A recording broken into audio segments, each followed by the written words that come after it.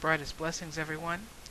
Brett Keane did a challenge to us a little bit ago as the Stallion 76, and I couldn't find the questions, so he reposted them under his new channel of Mr. Evolution 777.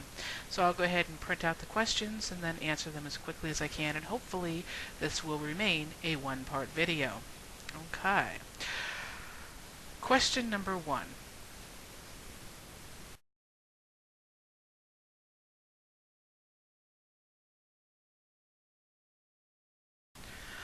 I don't, simply because it really doesn't matter to me what you or anybody else practices.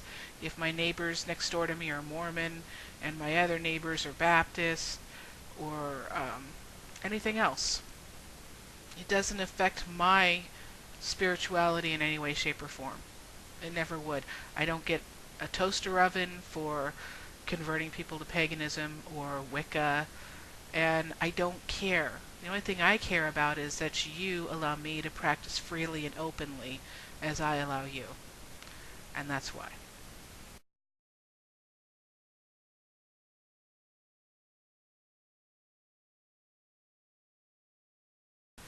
Well, it's sad that this has happened, but it has. And it hasn't just happened to pagans, it's happened to many other cultures as well.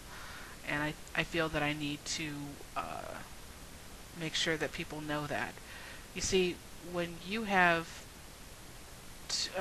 something that feels it needs to conquer something, such as in a war, you have two warring groups, and the one who wins the war usually tries to incorporate their other, the losers of that war into their own culture and say it's theirs, take it for their own, or destroy it completely and utterly. And usually when it has to do with faith or religion, we the winners have the one and only true faith, we have the one and only truth, so therefore, since that's the case, you must be lying, evil, disgusting bastards.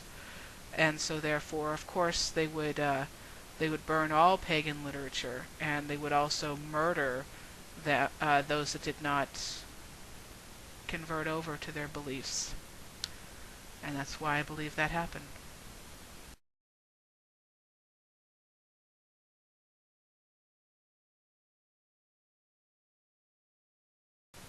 Okay, this question is sort of similar. Again, they were heroes because they won the war. If they win a war, if they conquer a group of people or a religion, then they are heroes for destroying that which is evil, that which can destroy them or their faith. So that's why. Remember, the difference between a hero and a traitor is simply who is the winner of that war.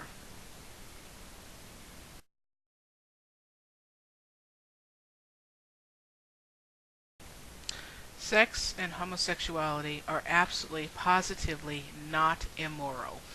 Sorry. It's almost like Christians feel that anything that gives pleasure, whether it's completely natural or not, whether it's obviously God's will or not, as long as it gives pleasure, it's got to be sinful. It's got to be horrible. It's got to be immoral. Okay?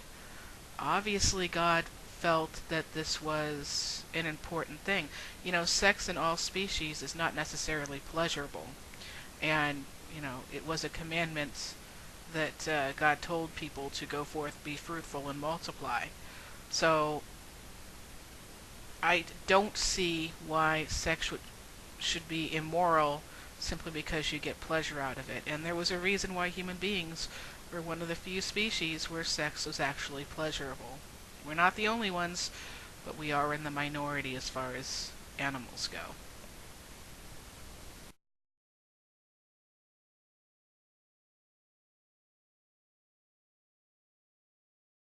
Well, I feel this question is basically touching on the same subject. As Janet Jackson said, here we go into the pleasure principle once again. Well, she didn't say that, but Pleasure principle. Get it? Haha. Anyway, um, yeah, it's the pleasure principle. Simple as that.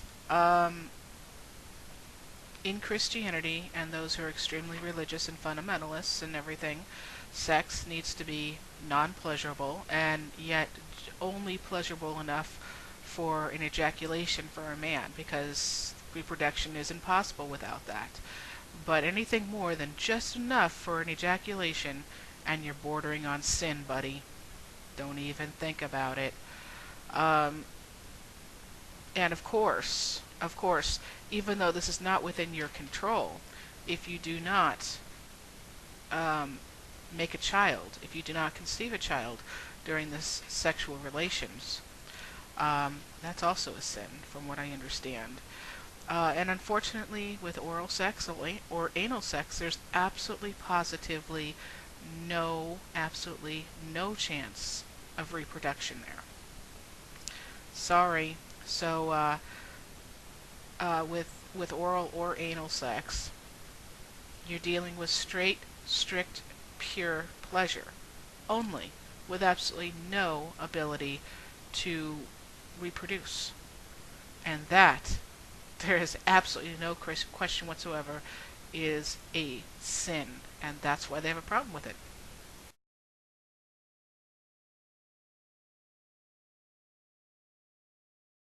Well, this is based purely on speculation. Nobody really knows for sure what happens after we die. I can tell you my theory, and it is only a theory, but I believe that once we die, that we leave our bodies. I believe that this body right here is nothing but a meat suit. It's no more you than your actual jacket is you. Your actual shirt or pants or underwear is you. I think it's simply something that you're wearing to be here on this earth. And I think that's when you leave your body and you travel.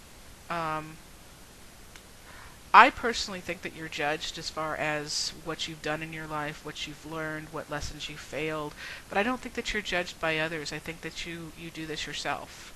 Um, you find, you judge yourself and what you've learned, what you've accomplished, and what lessons that you've tried to take on and have failed yet to learn. From there, I believe that you are reincarnated into another life form. And again, once again, your lessons are learned. I think that you reincarnate into certain bodies, certain times, for different lessons. There's certain things that, I believe that you may be reincarnated as someone of a physical handicap or a mental handicap, specifically to learn certain lessons. If you're in a wheelchair, you're going to be a different person and learn different things than if you're someone that is of an able-bodied, that is able-bodied, basically. Um, and I think that once you have all your lessons learned, I think it's a general, you just keep on coming back and recycling until you get to the point where you can evolve. And I believe that you can remain home once you evolve and then go on to the next evolution, our next evolution, should I say. Of course, not a lot of pagans are going to agree with me. Maybe not even a lot of Wiccans are going to agree with me. That's just my personal thoughts and feelings. And if you got a problem with that, don't yell at me. Stick it in your ear.